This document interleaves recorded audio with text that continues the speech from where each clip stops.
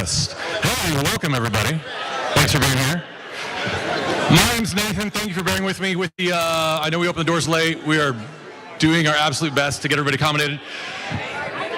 Real quick, just so you kind of know the flow, we still have about 200 people to pile in. As seats fill, we need standing room only to go down this aisle to this section first, because this is our only main in and out entrance, so that the last remaining few can come on this section. So if you're standing room only, please come over here first and fill this out. And we'll probably be getting started here about the next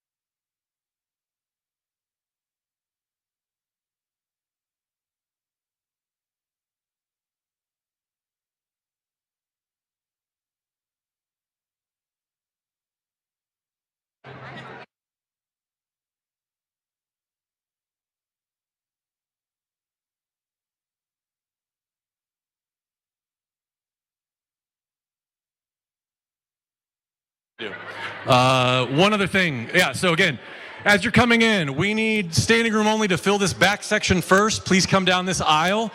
If, as a community, if we can help people understand that, to come down here, because we're going to have to fill that with our last remaining crowd, just because of flow. Also, if you look around and notice that somebody may need help with ASL interpretation, if they're hard of hearing deaf, we have our section right here. I apologize, we don't have that marked out really well, but if you'll help direct them, we have our professionals to help out. So thank you so much, and we'll be getting started here soon.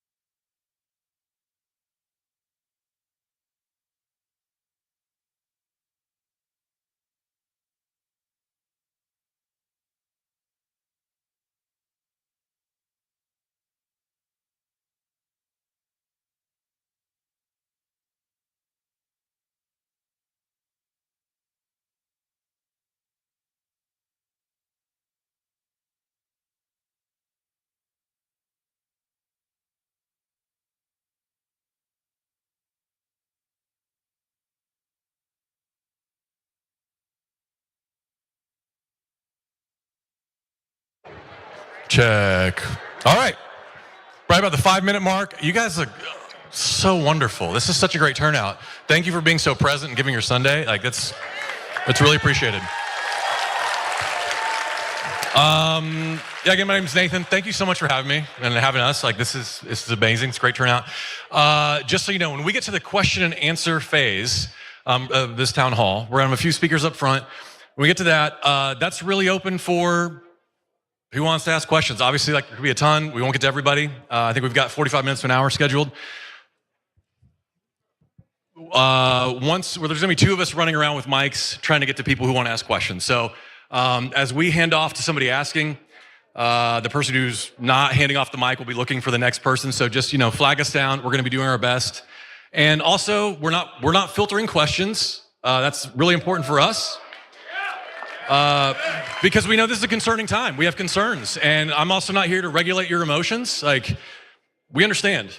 At the same time, we're going to get out of this what we allow us all to get out of it together. So just keep that in mind. And honestly, though, too, thank you for speaking up for our country, for our friends, our family, our loved ones. And thanks for being a great Bakersfield. We love you guys. So we'll be starting here in about the next 5 minutes.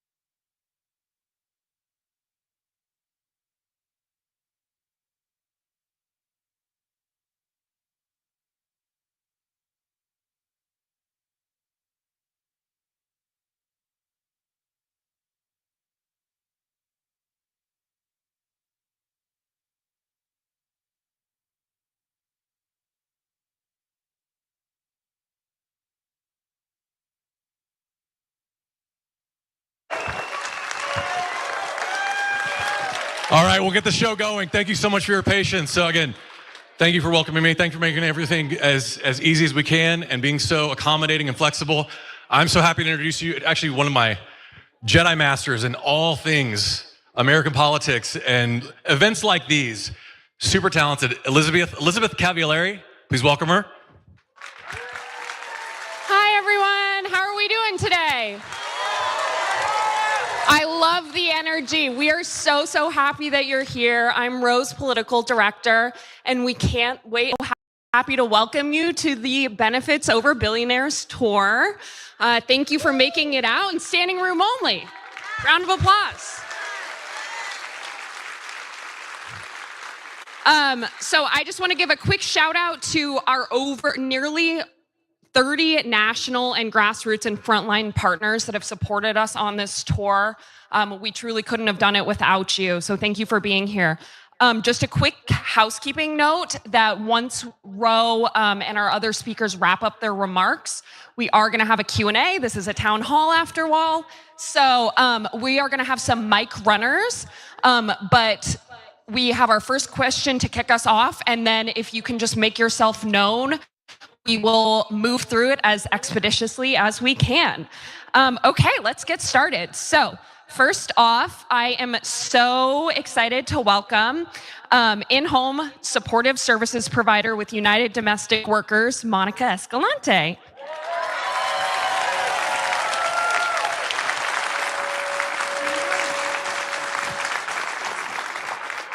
You're welcome. Hi, guys. I didn't know I was going to be the first speaker up here, but here I am. My name is Monica Escalante. I'm part of UDW, and I'm here to represent the workers that work for the seniors. And my story is that I've been looking for David Valadao to be able to tell him my story, and I cannot find him. I can't find him in Bakersfield. I can't find him in Sacramento, and now I'm on my way to Washington, D.C. to go find him. And so what I'm here to tell him today is that he needs to keep his hands off of the Medicaid program, which is Medi-Cal here in California. For those who do not know, Medicaid is Medi-Cal, and it supports so many of our vulnerable communities that we don't even understand, how many kids and how many elderly, how many mental disabled children. That's what California stands for. We stand for supporting all of those vulnerable communities. We do not stand for letting our tax dollars go to the billionaires. We do not, let me repeat, we do not stand for our tax dollars going to the billionaires and not leaving our elderly and our children supported. We cannot let our poverty rates go up. We cannot let our seniors be dropped. We are worth it. They are worth it. We are already, the amount of healthcare workers already are over 100,000 in the negative. We need to bring those numbers up. Why? Because we're undervalued, because we're underpaid, but we're still needed. We are definitely needed. We work in the dirtiest community in America. We know that. So our jobs are never ending. We have to go every day. We have to keep a healthy, a safe environment for our community. And we're doing it in the dirtiest goddamn place in America. We know that. So our job is, we need David Valadao to be on our side, to hear us, to show up. Why is some other congressman here today when you should be? This is your district. This is your county. We need you. We need you to stand up for us. We need you to be here for us. So I'm going to ask you today, David Valadao, to keep your hands off of Medicaid, Medi-Cal, and stand up for California like we voted you to be. Thank you. Thank you, Monica. Next up, we have disability rights advocate with Disability Voices United, German Cervantes. Everyone, please welcome German. Alrighty. Greetings, my fellow Americans, and this is German Cervantes. I was once a former intern for Congressman David Valadao, and again, my name is German Cervantes from Dinuba, California, and today I am here to share with you on how Medicaid has truly changed my life. Not only has Medicaid provided the coverage I need for vital assistance from physical examinations, prescription glasses, and dental cleanings, including having my wisdom teeth removed, braces, both metal and the Invisaligns, things that many people take for granted, and it has given me so much more because of Medicaid. I also receive support from Central Valley Regional Center, and thanks to Medicaid, I have been able to make my own choices receive independence, and pursue opportunities I always knew that they were always possible. I've had the chance to join a video game design program called Game Gen and be part of a nonprofit called Boredom Busters in Fresno, which has taken me to places I have never dreamed of, like going to New York and going to Live with Kelly and Mark and getting recognized by Colin Farrell and Kelsey Grammer from Frasier. Thank you. Spending Christmas in Hawaii, even going 3 times to Los Angeles and going to the Jennifer Hudson show in Los Angeles 3 times, and even getting the pleasure to meet Jennifer Hudson, talk to Jennifer Hudson, and even getting to hug Jennifer Hudson twice. And then give her my letter too. And as a person with autism, these experiences have shaped my life in ways I never thought were possible. Medicaid isn't just a program for me, but it's also a lifetime for us, allowing us to live a life with purpose, opportunities, as you guys say it, the pursuit of happiness. And thank you. Yes. Congressman David Valadao, when you are in Washington, D.C., fight for us and convince Congress to increase the funding and upgrade the resources for Medicaid. And so people like us can receive life-changing services we rely on, from physical examinations, prescription glasses, dental cleanings, including wisdom teeth remove, braces, both metal and Invisaligns, and the independence to live our lives on our own terms. Thank you. Yes. Thank you. Without Medicaid, we wouldn't be where we are today. So please, Congressman David Valadao, as your former intern, upgrade our resources, upgrade our Medicaid with extra funding and extra resources. Thank you from our fellow Americans in the United States of America, German Cervantes from Dinuba, California.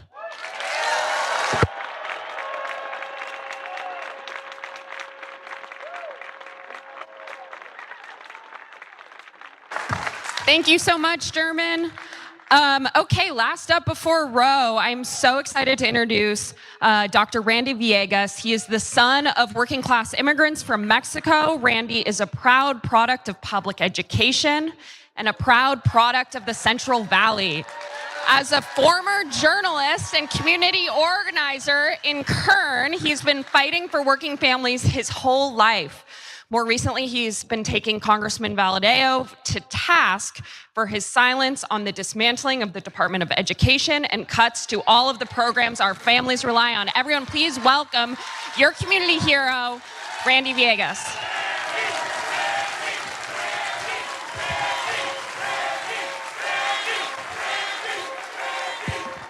How are we doing, Central Valley? Thank you so much. It's an honor to be here with all of you today. As mentioned, I'm a professor of political science. I'm a school board trustee for the Visalia Unified School District. But before I was any of those things, I was a child growing up right here in Bakersfield. A child that was hungry and at times was wondering where his next meal was going to come from. Growing up, my family worked jobs that paid too damn little to afford the bills. So every weekend, we get up at 6 a.m. to go work at the swap meet so we could make ends meet. And later on, I grew up working at my family's auto shop to make sure that my family had everything that we needed to survive. My mother was one of the 40,000 plus women in this district who relied on programs like WIC to make sure we had baby formula, to make sure I was fed and my siblings were fed. As I grew up, I learned to love school, both because I was hungry for knowledge and also hungry for food. And that was one of the places where I knew I would have a warm meal because of free and reduced breakfast and lunch programs. And just last month, House Republicans announced a plan to cut $12 billion in funding from school meals. That's right. I don't know how these politicians and how these cowards would even think about taking meals from hungry children like me. We know very clearly that we have a healthcare crisis in this country. I want you to raise your hand if you or someone you love relies on programs like Medicaid, SNAP, or WIC. Look at all these hands.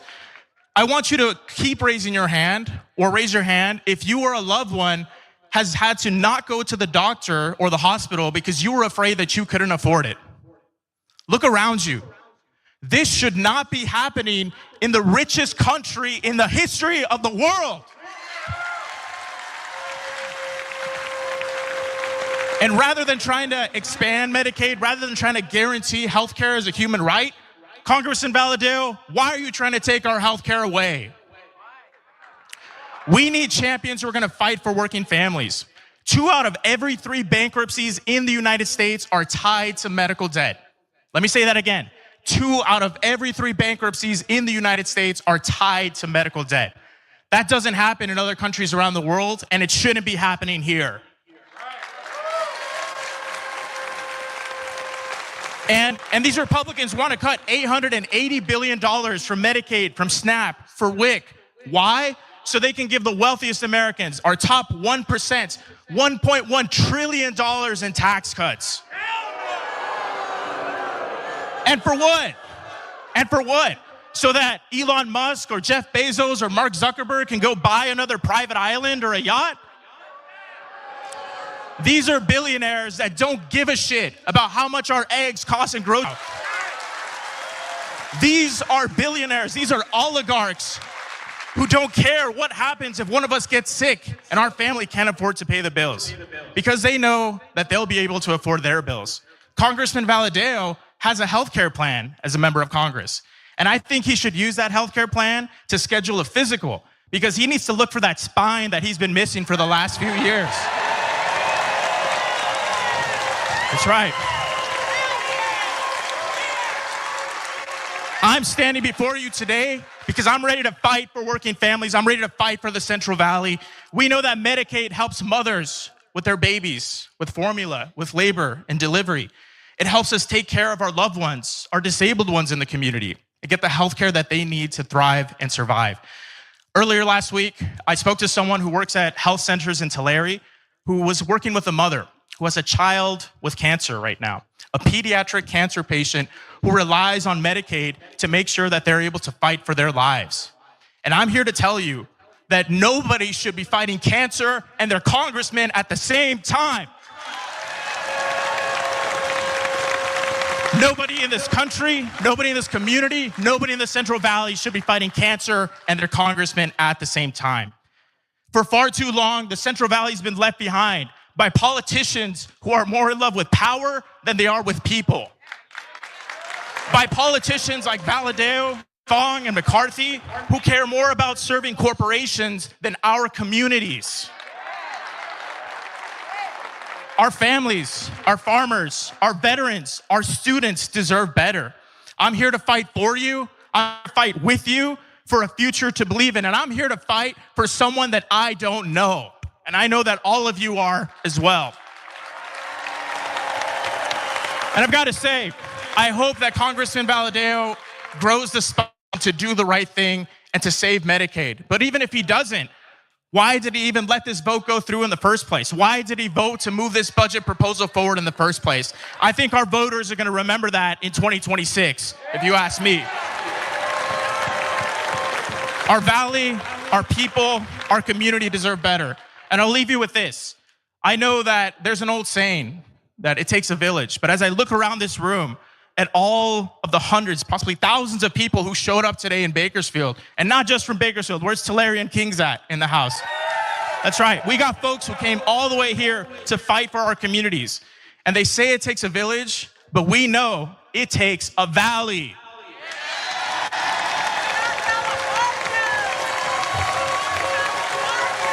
That's right. I want to thank you all for being here with me today. As a son of immigrants, I know it means so much to have my family here, to have folks around me in this room that I would not be here without today, and I would not be here without Medicaid, without WIC, without free school lunch programs. And I know that my story is not unique. It's the story of the Central Valley. And there's hundreds of stories to be told, but we have too much poverty, too much talent that is trapped in poverty right now. And that's why we need to make sure we're offering those futures to our students. That's why we need fighters in Congress. And that's why I want to thank you all for being here today.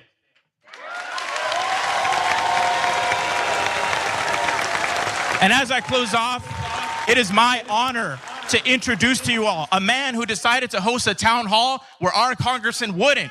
Representative Khanna. Thank you. You were great. Thank you. Thank you for turning out. Thank you. Thank you. Thank you.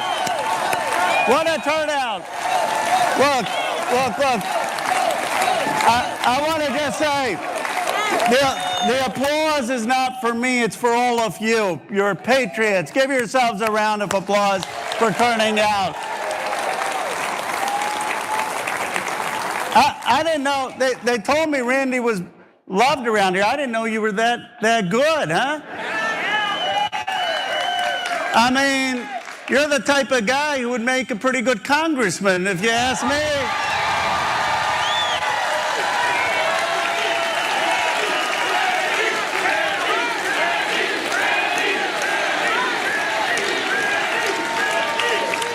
And Monica, thank you. Thank you for your courage. Thank you for speaking out. Let's give Monica a round of applause.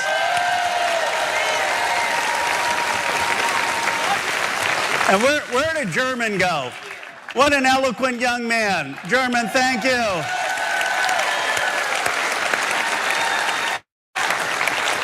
Look, I have a pretty simple view of things. In America, leaders don't hide from people. That's why I'm here. To listen to you and to try to give voice to your concerns. But I have a simple request. Representative Valadao, show up here next weekend. See, I'm the congressman from Silicon Valley, and we do a lot of things virtually, but I think Bakersfield deserves better than virtual representation. People here don't need Congress people parading in because they can't meet their own member of Congress. And, you know this. Look, I've known Representative Valadao for a long time. We talk to each other. I don't understand why he just doesn't come here and explain what he's doing.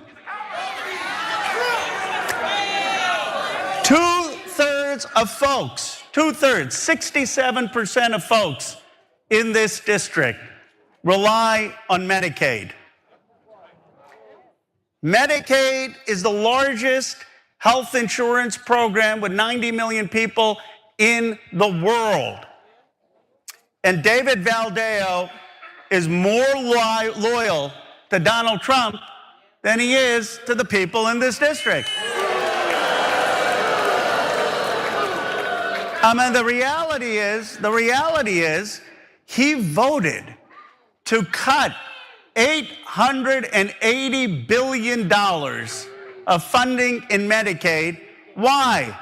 To give tax breaks to the top 1% and billionaires.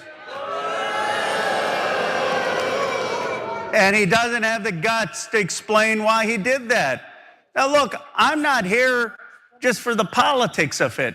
I'd much rather that he change his vote, which is going to come up in 6 months, and we not have people without health care and not have hospitals closed and not have people suffer.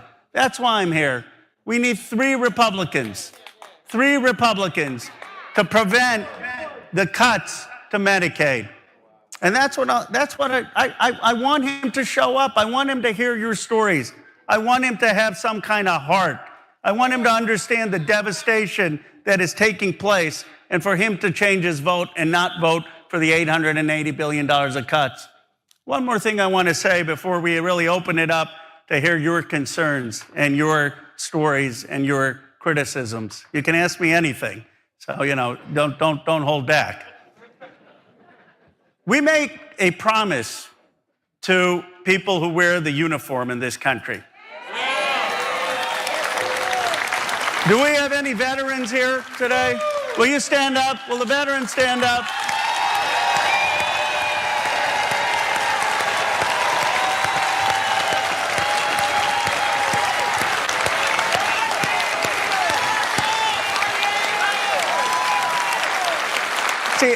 See, here's the promise that we make. If you wear the country's uniform and you go to Iraq or you go to Afghanistan and you risk your life, when you come back, we will treat you with dignity and respect.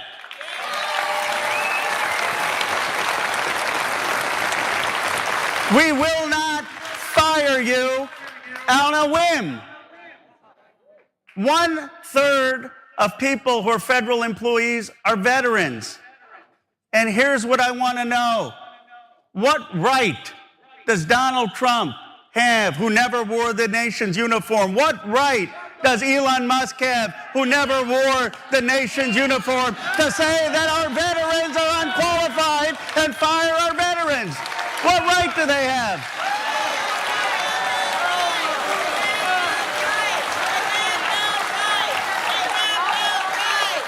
It is the biggest betrayal of people who risk their lives for this country, and I will not stand for it, and neither should you.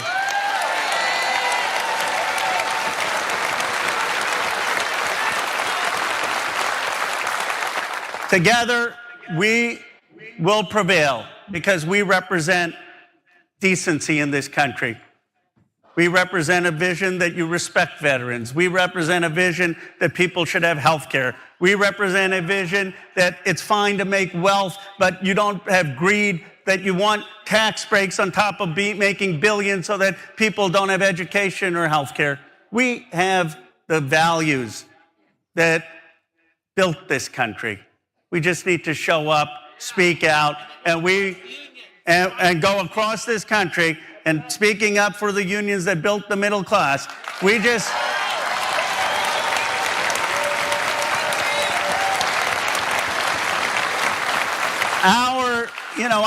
said to someone, I'm going to open up for questions. I said to someone, I'm getting more love here in Bakersfield in my own district. More people are showing up.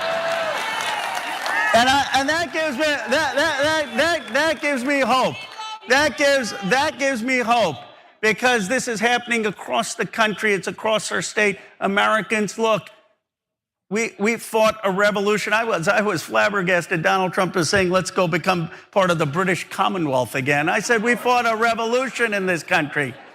We fought a revolution because we don't expect or will tolerate being ruled by a president or a billionaire. We are citizens with dignity and pride, and we will make the decisions for America. And now, as we are mobilizing across this country, we are going to defeat the unconstitutional actions of Donald Trump, J.D. Vance, and Elon Musk. Thank you for being here. Thank you for a great turnout. We're now going to have runners. We're going to have two lines. Elizabeth, who's done a fantastic job. Give Elizabeth a round of applause for helping get us here. Two mic runners. Raise your hand or how? Okay, there. All right, Congressman, we have our first question from Mike. He's a resident here at Bakersfield. Great. Really quick. What kind of pushback are you designed to do for saving our First Amendment, our Fourth Amendment, our Fifth Amendment, and our right to attorneys? What pushback are you prepared to do, and what pushback can we do? One last thing, when you see Vinny, would you tell him Kern County is tired of being bombed?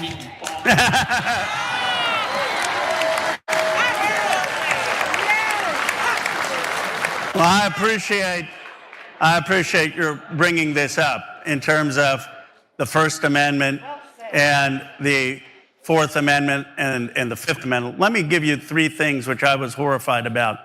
Look, no one has a problem if someone is convicted of a crime to be deported. But let's make sure we know that the person was convicted in the first place. People, the idea that we are not going to give folks due process and not even know whether they have participated in a crime is the most un-American thing. That's right. And then we had this law firm. I don't know how many people read about Davis Polk. I'm a fancy law firm. I said, You make $6 million a year per partner profits. Did they not teach you in law school to stand up for the First Amendment? We got to put our values and our principles over our money and monetary needs. The reality is they basically went to Donald Trump and said to him, bent the knee, said, we're not going to stand up for people who are representing folks who are critical of the administration. That's not how we're going to defeat Trump. So what do we need? What am I going to do? Well, one, I'm going to stand up very clearly, whether it's popular or not, for our Constitution, for our First Amendment, and even for our immigrants having free speech and due process.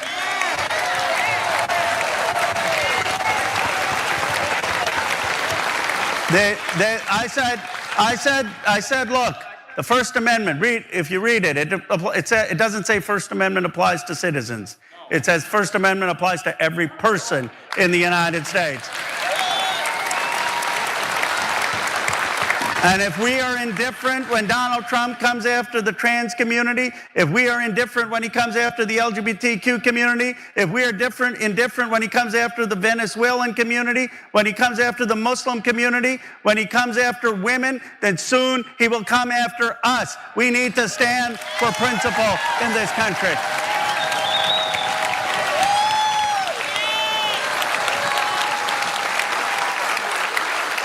I have a question from Regina from here in Bakersfield.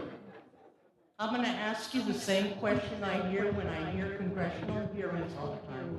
By the way, I'm over 70. I'm homeless. Thank you.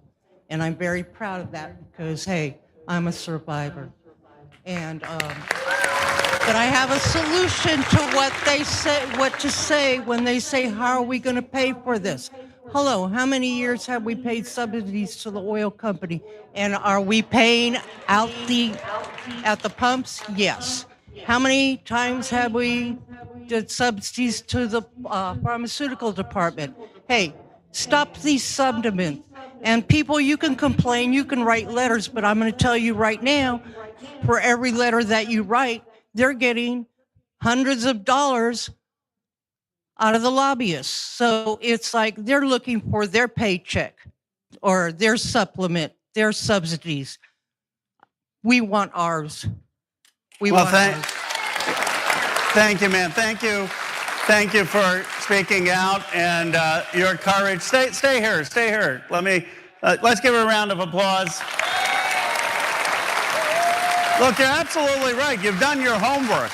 We give $17 billion of subsidies to big oil.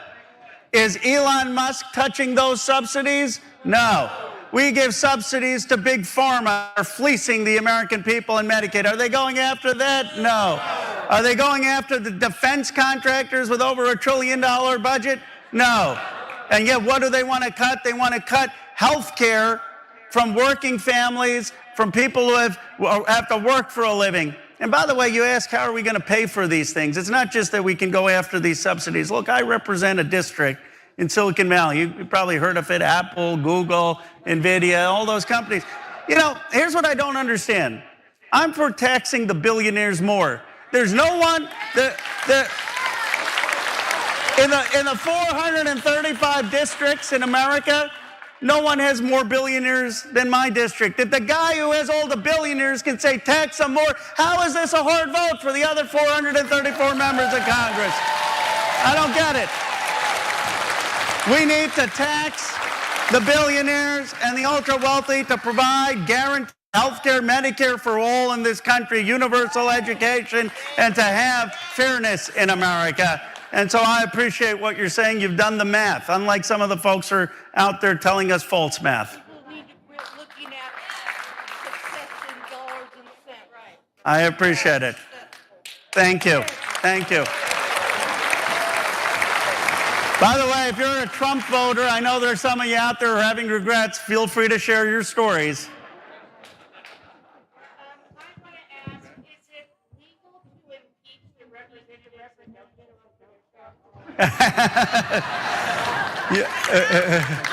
You know, I don't know how they did it, but somehow, coincidentally, Congress basically made a law that you can't impeach members of Congress. You can't recall members of Congress. The only way you can have the body expel them if all the members of Congress, if a majority vote to expel. But you know, we're not going to get Republicans to expel. But what you can do is, of course, vote them out. And you know, they told me, one of the Representative Valdeo, again, nice guy, etc. He's out there telling people, oh, Khanna is coming. It's all AstroTurf, as if we were bringing in people from the Bay Area. How many people here are actually from my district in the Bay Area? How many people live in Valadeo's district who are here today? You know, I mean, you see that he needs to understand that these are his constituents that are upset. We had over 1,000 RSVPs in 2 weeks. And, you know, my point to him is show up or you're not going to win your next election. So what you can do is just let people know the facts. Because I think most people don't know that Donald Trump's budget that Valadeo voted for cuts Medicaid by $880 billion, provides tax breaks to the billionaires. Of the tax breaks, 83% go to the top 1%, and it adds to the deficit at the same time, $28.5 trillion to the deficit. We just have to get the facts out, and I appreciate you being here. Did you have a follow-up? Can we do something sooner? I came from Fresno to appreciate. Thank you. Do we have a mic here, mic runner?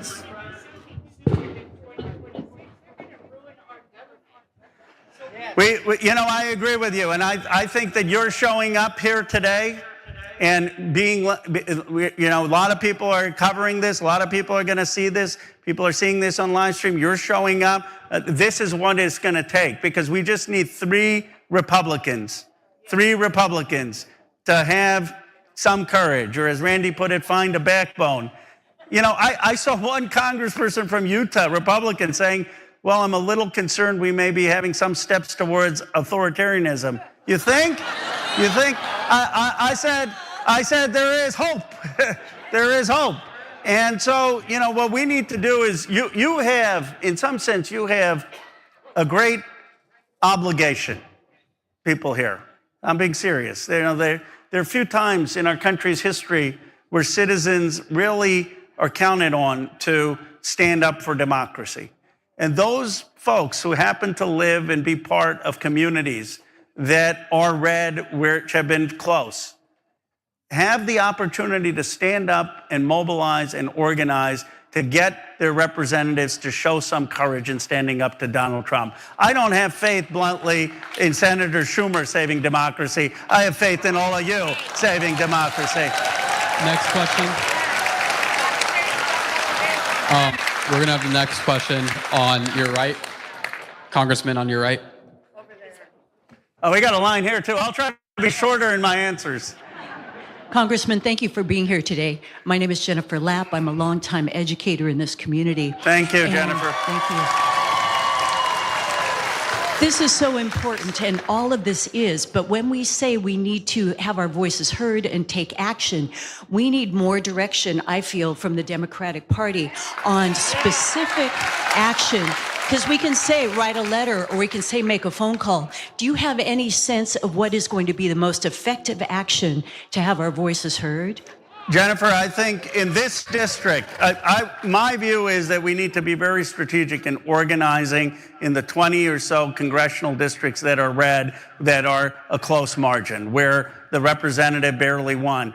And this is why we started these town halls. And I would say, can all of you here set up over the next 2 months organizing in this community? Start knocking on doors, start going, having phone banks, getting even a one-pager with the facts. Most people in this community still don't know that that Valadeo voted for $880 billion of cuts of Medicaid. And by the way, that's going to hurt not just if you're on Medicaid or not. It's going to mean closing of hospitals here, closing of community centers.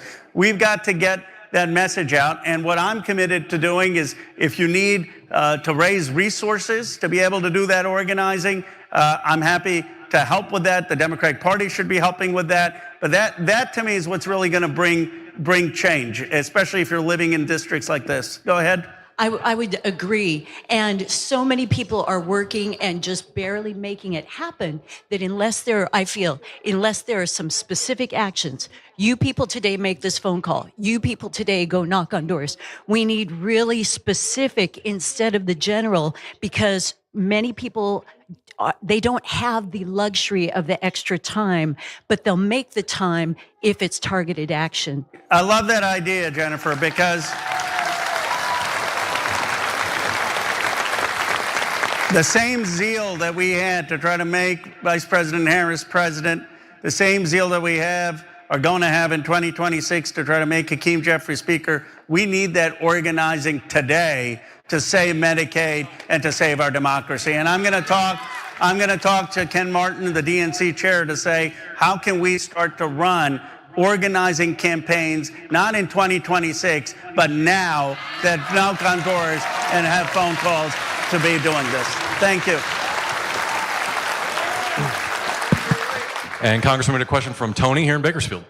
How you doing, Congressman? Hi, Tony. I appreciate your work. Thank you, Tony. Speaking of these ideas, I don't know you know Keith Olbermann. I listened to his podcast. Yeah. He mentioned the other day about the Democrats should designate certain high-profile guys or women, like you, other Democrats, Pete Buttigieg. Yeah. And every Sunday have a news conference because the media has to cover it. Yeah. And before the Sunday news shows, you guys go out and talk about issues and tell the truth. Because all Trump does and all his people do is lie the whole time they're on television. Right. If you repeat the lie long enough, people believe it. But if you repeat the truth long enough, people will believe it. So speaking of the DNC, how are you guys? I think that's an excellent idea. Every Sunday, and then you pound that topic all week long, like the Republicans pound lies and BS all day long. Tony, I couldn't. We need your voice out there too. I mean, look, I couldn't agree with you more. You know, I go. Pete Buttigieg goes on Fox News. They said, "Why are you going on Fox News?" We got to be out there everywhere. But one of the things that we need to do is coordinate. I mean, this morning I was on Dana Bash pointing out that came after the Secretary of Education. She said, "Oh, they're unraveling the Department of Education, but the funding is still going out." And I said, "Really?" Because there in my district there were 93 people on Head Start teachers who've been given the pink slip. I'd like the Secretary to come visit and explain why they've been given the pink slip. So, but your point is right that our messaging is too fragmented. And I think that and by the way, in my view, and I'm a blunt guy, the old guard isn't cutting it. We need a new generation of folks. And we've got to be 10, 15 of us, be vocal, message. I don't think what matters is your title. I think what matters is your conviction, your passion, and your ability to communicate. And that's what we need for this Democratic Party.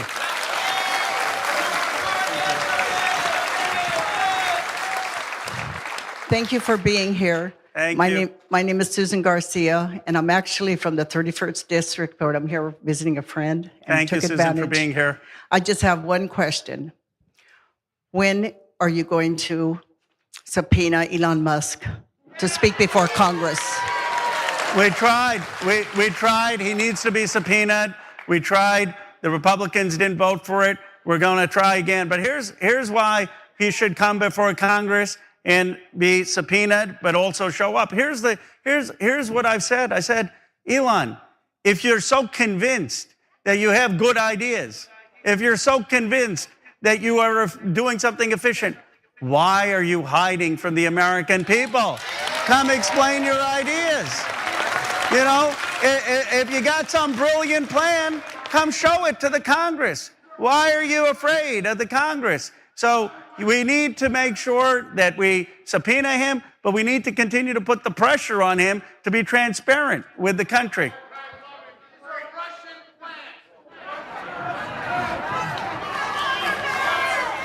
Congressman, we got a question from Jose here in Bakersfield. So there's been threats of a lot of cuts to programs. I'm actually recently part of the Transformative Climate Communities Initiative that we've received funding for various things throughout Bakersfield for our community. But things that aren't threatening to be cut is NASA, and unfortunately, we have SpaceX that is infiltrating NASA. And I know Nazis in NASA is nothing new, but I wonder how we can push back, because it's a generational change that they're infiltrating our public space program. And how do you plan to push back on that? Well, unfortunately, what is happening is the cuts, including NASA. I mean, there are federal workers in my district at Ames who helped build NASA who are being laid off in my district. I mean, this is what is just so disheartening about what they're doing. It's not just, you'll often have the Republicans, they're going to have this philosophy. Same philosophy, by the way, they had with Herbert Hoover and Andrew Mellon. I was reading this Andrew Mellon's quote back in 1920s. He was Hoover's Treasury Secretary. He said, liquidate labor, liquidate the stocks, liquidate farmers, liquidate real estate. You know why? Because the people who are working and getting these government benefits, he called them incompetent, and that enterprising people would take over. It's the same story we're seeing today. And guess what Hoover did? They were the Hoovervilles and the Great Depression. And guess what Trump and Musk are doing? The same thing. Economy is slowing. Inflation is going up. The market is crashing. So they have this view. But what is so sad is, in addition to cutting working class healthcare, they're actually cutting science. They're cutting technology. Barack Obama gave Elon the loan to build Tesla. Barack Obama gave Elon the contracts to start SpaceX, and they are cutting the very public funding that built this country. What we need in America, what we so desperately need in America, is to come to understand that the government is a force for good. And we need more Democrats willing to stand for that. It is the government, look, I'm a guy who believes that we should build manufacturing. But let me tell you something. Tariffs protect manufacturing that's already there. It doesn't build new manufacturing. You got to actually have government investment, government procurement. So to your point and your question, what we need to do, first of all, is have transparency. So Musk isn't making decisions on SpaceX and places he has a conflict of interest, which is why he needs to come to Congress. But what we also need to do is actually talk about funding our science institutions, our technology institutions, our research universities, and not listening to them dismantle all of the things that actually did make America great.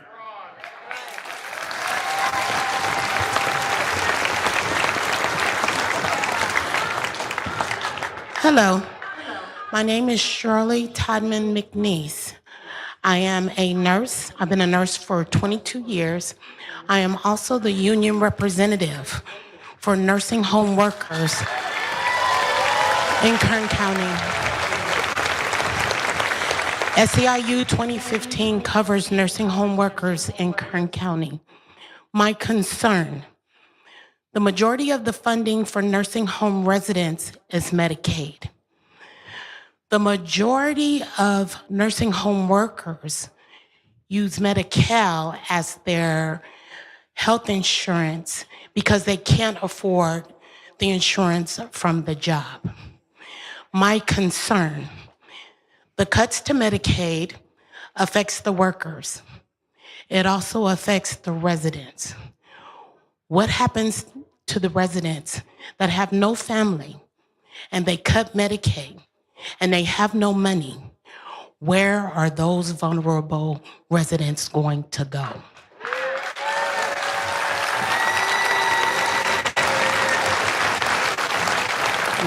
We need to speak plainly. It's a death sentence. It's a death sentence. The reality is that a lot of people, they're on Medicare, and then they go bankrupt because Medicare doesn't cover long-term care. It should. It should cover dental, it should cover vision, it should cover long-term care. It doesn't. And then you know this story. A lot of them, they go bankrupt and they get on Medicaid. Now, what happens if that Medicaid funding isn't there? Who's going to take care of our seniors? I mean, they went around when Obama was actually expanding health care, crying they're putting together death panels. Now they're actually cutting Medicaid. That would be a death sentence, and they have no shame. No shame. We need to understand that what these cuts are going to mean. This is why I say it's not, if you asked me tomorrow, honestly, that we could get 3 Republicans to switch their votes and we'd save these programs, or that they could cast the wrong votes and we'd have their seat, I'd say save these programs. This isn't politics. This is people's lives. There was a person yesterday at my town hall. She was in tears. She had breast cancer. She said, I don't know what I'm going to do. There has to be some sense of compassion in America, some sense of understanding what people are going through. That's why I'm here. That's why we're organizing. It's to save these programs that mean life or death for so many. So thank you for what you're doing. Congressman, we have a question from Kathy here in Bakersfield. Hi, my name is Kathy, and I'm one of those famous cat ladies.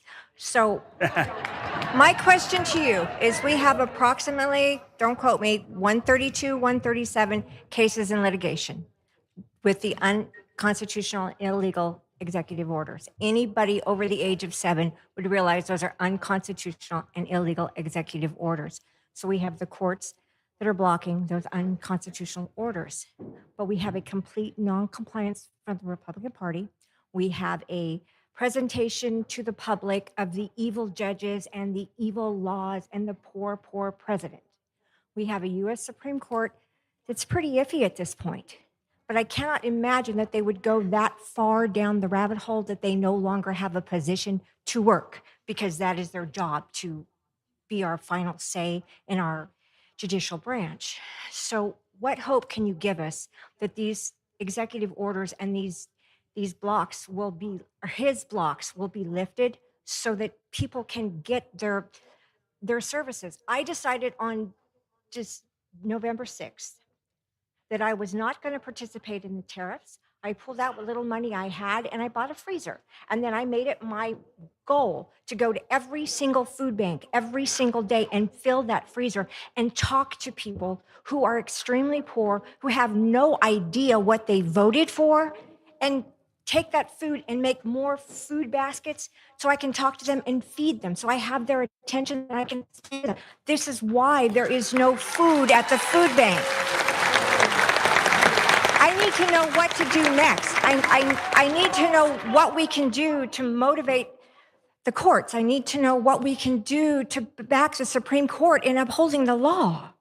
I so appreciate what you're doing, because I say often this is the difference between Democrats, that, you know, there may be people who voted for Trump, they may be hurting. We don't go to them with any sense of anger. We go to them to say we're going to do the right thing, because the way we win is to appeal to the decency, goodness, and kindness of this country, what you're doing. And that's what marks us and what the country is desperate for. But look, you referenced the most unpopular vice president in American history, according to a poll, J.D. Vance, his comments on a cat lady. Let me tell you what else he said. He said, if the Supreme Court rules, the president should say, you've ruled, now try to enforce it. He's basically encouraging the president to defy the Supreme Court. He has said that universities are the enemy. I mean, John F. Kennedy said there are no more beautiful things on earth than universities. J.D. Vance is calling them the enemy. I couldn't believe that I'm actually thinking that John Roberts is our hope for American democracy. But at least he came out and spoke out against the threats to impeach these judges for holding up the law. But here is what I think that people in Congress need to do. People in Congress cannot just say when they take some Columbia student and detain them without due process, and then they ask a member of Congress, what do you think? You say, well, the price of eggs are going up. No, have the guts to stand up for the Constitution, for due process, for the rule of law, and we need to find our voice in standing up for our democracy. And we need to be doing that in every district in this country. So I appreciate what you're saying, and the way we push back is by calling them out for what they're doing and understanding that the American people believe in the Constitution and separation of powers. And thank you for going and doing the food banks. It's very, very kind of you. Hello, thank you so much for being here. Thank you, ma'am. My name is Betty Flynn. I'm a retired elementary school teacher who's still teaching. Wow. And what do you teach? I teach a standard elementary school. That's TK. Great. All right. So my question for you is, do you or your cohorts have a plan for revamping our educational system so that when our kids graduate from high school, they are all literate? Well, let me tell you two things on the educational system. Anytime they tell you it's not about money, it's about money. You know, in my own district, I got one district that has $30,000 a year spent on a student, another district that has $16,000 spent on a year per student. We need to equalize the funding so that school districts are getting the funding to hire teachers and provide education. The other thing I'll tell you, I'm representing Silicon Valley and being in the place of AI and technology, we are doing our students an extraordinary disservice if they don't have a basic technology course from kindergarten on. They don't all have to go become computer programmers. They can become a plumber, electrician, retail sales, a nurse, but they have to understand technology, and we need to be doing that. And then we need to understand that we need to be paying our teachers more in providing affordable education, housing for our teachers. We know what needs to be done. Unfortunately, instead, this president is dismantling the Department of Education. I said, yeah, and I'll make this point that if you just cared about American power, and I believe there's far more to care than just power, you have to care about justice and fairness, but if you just cared about power, the way you build America's strength in the 21st century is not by conquering Canada, is not by conquering Panama. The Chinese are laughing at us. The way you build America's strength is by educating our young people. How this president thinks that the answer is to dismantle the Department of Education, it's not just morally wrong, it's moronic. A question from David here in Bakersfield. Hi, Ro. Thanks for coming out. I was going to ask, our leaders have done some serious damage to the party, and people are saying that it is corporate, captured, controlled opposition, that we can't change it from within, and they'll never let us have a presidential nominee like Bernie Sanders because it's rigged. So what do you think of Bernie's recent comments, his statement about progressives running as independents outside of the Democratic Party? Well, look, I co-chaired Bernie's campaign in 2020, so I'm a big Bernie Sanders fan. And I'm all for people running in whatever party they want. It's a democracy. If you want to run as a Green Party, if you want to run as an independent, if you want to run as a Republican, a Democrat, I'm not there to tell you what party you should you can run for them. But here's what I will say about the Democratic Party.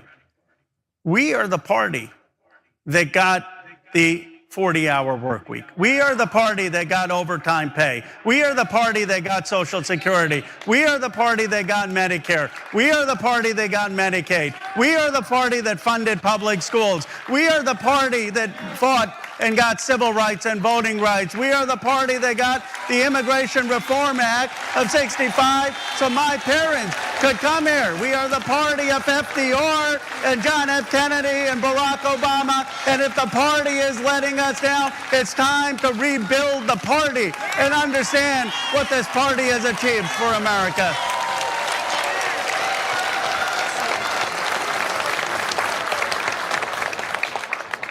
My name is Darren Bly. First, let me thank you for coming down to talk to us.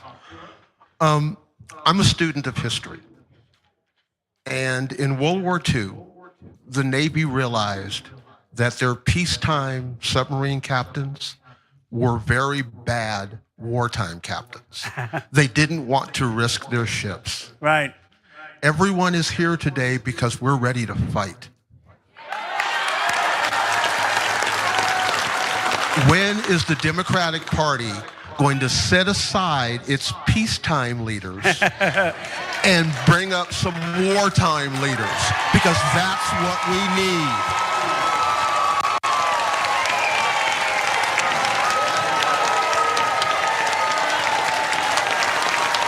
Well, look, you got the loudest applause here. I agree with you. I mean, I've said that the old guard needs to step aside. There's a new generation, and it's not personal. People have some of them have been great legislators, some of them are great orators, but today, you know, being in Congress, it's not enough to just get legislation done. It's not enough to just go and give a speech on the House floor. It's not enough to just go on Meet the Press or State of the Union like I did. If you are not with the people, if you are not organizing, if you are not fighting and marching and organizing, then you don't understand the moment. We need Democratic leaders who are going to be with the people in the fight. Thank you. A question from Roberto from Visalia. Good evening. I'm a proud 19-year-old from College of Sequoias in Visalia, and I jumped into politics like I'm now the vice president of the Young Democrats, and my concern is the Department of Education. I use federal funding such as FAFSA to push me through college because that's a lifeline for me because my family we're not fortunate enough to have that much money. So how are you going to push the Republicans, because they said they're not going to cut funding for or try to stop the funding, but clearly they lied with veterans and Medicare. So what are you going to do to stop that? What are you going to do to make sure that college students like me who are not that privileged to live in a wealthy community have access to higher education? You know, I so appreciate, let's give them a round of applause, 19 years coming here. You know, I'm the son of immigrants. I was born in Philadelphia. I went to public school. I had to take out over $100,000 of loans to pay for my education. And so this is personal to me, that someone can have that opportunity. My parents were middle class. They were an engineer and a substitute school teacher for special needs. But one of the things that bothers me no end is when people say that making public college free or not having student loans is just to help the professional class and not the working class, as if the kids of working class don't go to college. We got to make sure, whether it's vocational education or college, first of all, that we make public college free in this country. And we have the tax. It would cost $50 to $60 billion to do it, so that you don't have to go into debt. But what we need to do now, in terms of Secretary McMahon, who's saying, oh, it's just going to be in the Treasury Department, it's going to be paid somewhere else, is we need to make sure that we aren't just taking that at face value. She needs to be subpoenaed in front of the Congress. She needs to explain where this funding is actually going to go. And we need to be out there. We need to be out there with students, and we need to be telling the stories of people like you and the damage it's going to do, and the damage it's going to do to our country. If we're not investing in education. So thank you for being out here, and thank you for speaking. No, they're not. How much time?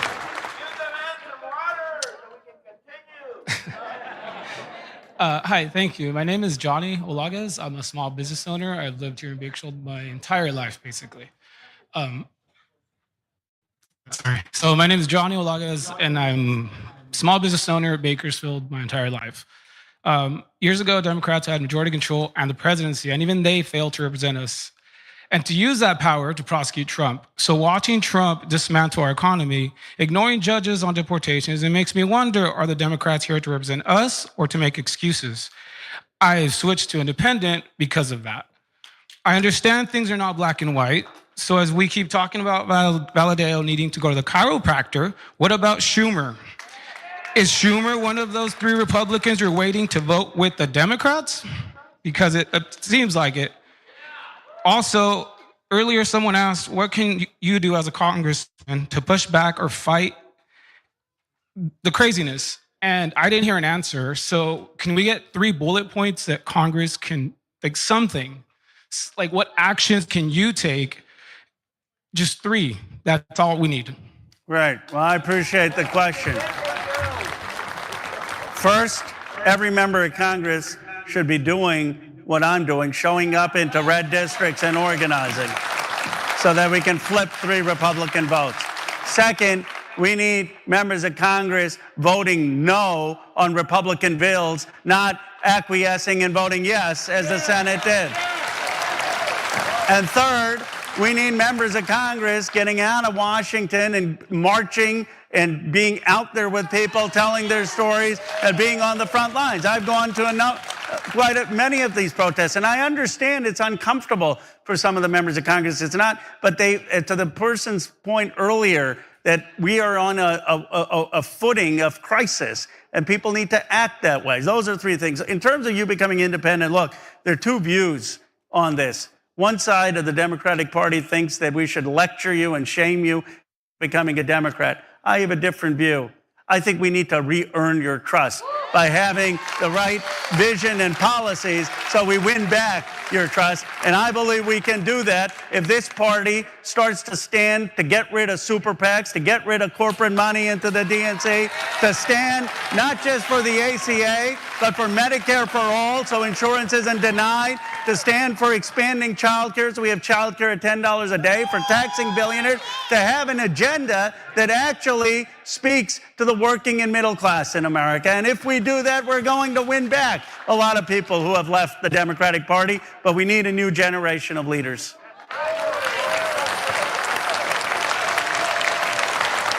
Question from Isla from Visalia.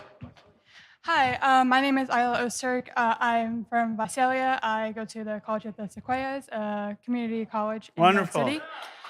And so young people like myself are seeing Elon Musk, all of his Doge cuts, the waste, fraud, and abuse, when in reality, we just need to look at defense contractors, including Elon Musk himself. And we're all watching, all these cuts to education. A lot of people I know rely on FAFSA.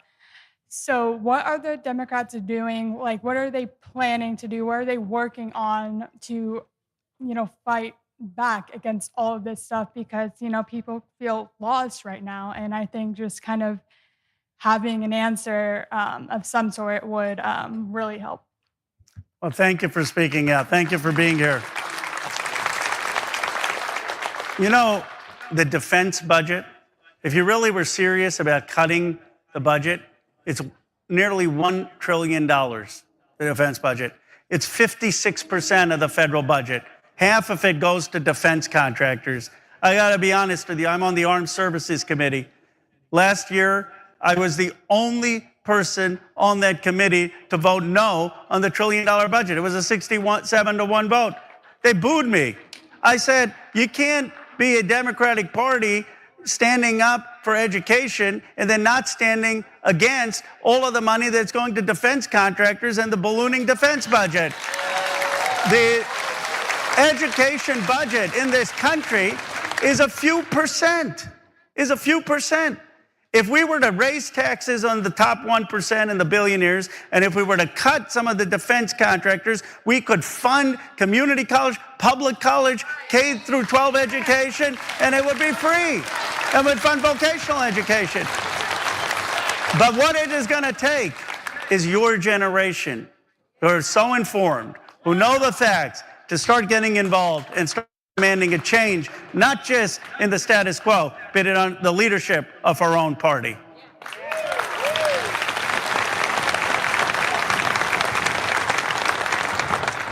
Hi, my name is Roxanne. Not much of a public speaker, so I'll try and make this brief. You're doing great. Sorry. I wanted to say thank you for coming. I have the misfortune of living in Vince Vong's district. I live in Taft. I came over here. My friend brought me. We got two for the price of one. He's not showing up either. And I'm glad you're here to see us and talk to us because he's not, considering he didn't really earn his seat as a rep. It was given him. So no wonder he's in Washington riding the side and hang out with, be on the side of the other Nepo babies. Trump and Musk. So my question is, I work in the mental health and healthcare field in a different office, and I consider my patients to be my family by extension. I just wondering, what safeguards would you be working towards putting in place since the guy who is in charge of HHS is wanting to demonize and eliminate, programs and so forth that would, care for mental health? I'm like, we can't trust a guy who self-medicated his ADHD with a heroin addiction. So what are the Democrats' plans to safeguard mental health care? Because this is a big concern for, a lot of people in the Central Valley. Well, thank you for what you're doing. Thank you for what you're doing. It has been such a challenge, mental health and well-being for our country. We've been through a lot. We went through the Great Recession where people lost their homes. We went through COVID. We've gone through the stress where so many people can't afford rent, can't afford to buy a house, where the American dream for the first time seems slipping away, where people think that their kids aren't going to do as well as them. There's a lot of stress that people are under. And we also know that that mental health has for so long been untreated in people, and that if you treat it, that you're going to have a much better quality of life and a much more happiness. So the cuts on mental health has just come from total ignorance. And you have these podcasters out there, some of them, I don't know if you've heard it, basically saying that, it's not manly to admit that you have a mental health issue. I mean, this is the kind of junk that is going on some of the internet. The first thing the Democrats need to do is say that there is absolutely no shame in getting mental health counseling, and that we need to be supporting the mental health in this country. The second thing we need to be doing is to make sure that the Medicaid is not cut. So much of the funding is going to hurt the mental health programs because they're often, as you know, the first on the chopping block. And finally, we need to do since what John F. Kennedy called for in the 1960s, which we've never done, which is to have a mental health center in every community. We still have not done that. He called for that back in 1960. But I appreciate your speaking up. You were very, very eloquent, but more than your words, it's your work. Thank you for what you're doing. This is Stephen from Bakersfield, and I'll go ahead and I'm going to tell Representative Valadeo that we've got 3 of these town halls, and that there's so many questions here because he's not answering any of them, and that he needs to show up to answer the rest of them. And maybe you guys are so much more polite than the questions in my own district. I got to show up here more, but we will give you the last word, and then I'll make some closing comments, and then we have someone who's going to do our closing. A rally or close the SC. Let's give SEIU a round of applause. They've been so.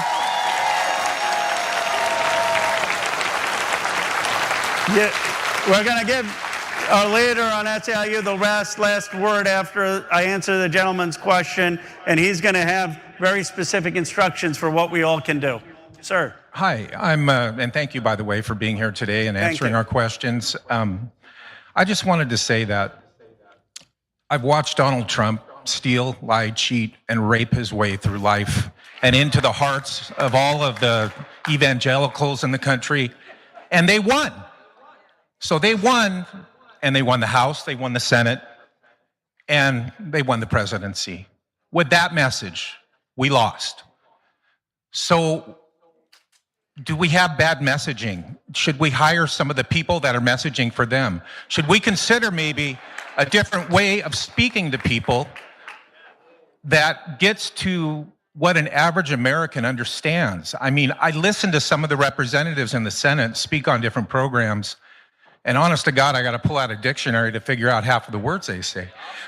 So it's too much, you know, it's over-educated and it doesn't connect with the people. I've never met a Republican that didn't love a huge tax break and hate giveaways to people that are underserved in our communities. And the reason is because they don't think it's deserved. They think we're all sitting around on our couches eating Cocoa Puffs while they're pulling their bootstraps up and they're going to work. Well, more of them are on these programs than us, right? I mean, that's a fact. So all of the things that you said are true about the Democratic, or about the Democrats, all the things that they did.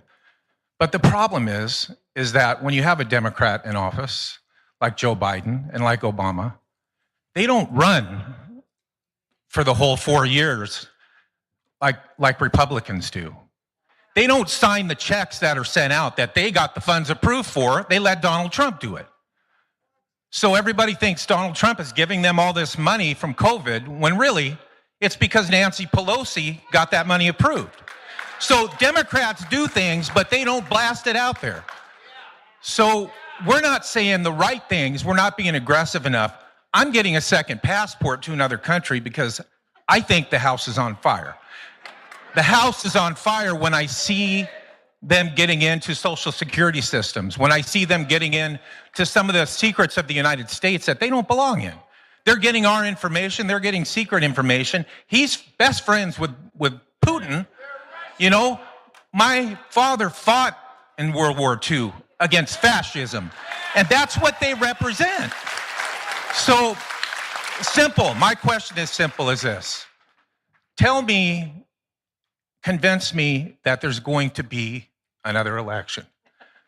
I mean, convince me that Donald Trump, who gets away with everything, who has 32 felonies against him and never spent a minute in jail, explain to me the house is on fire.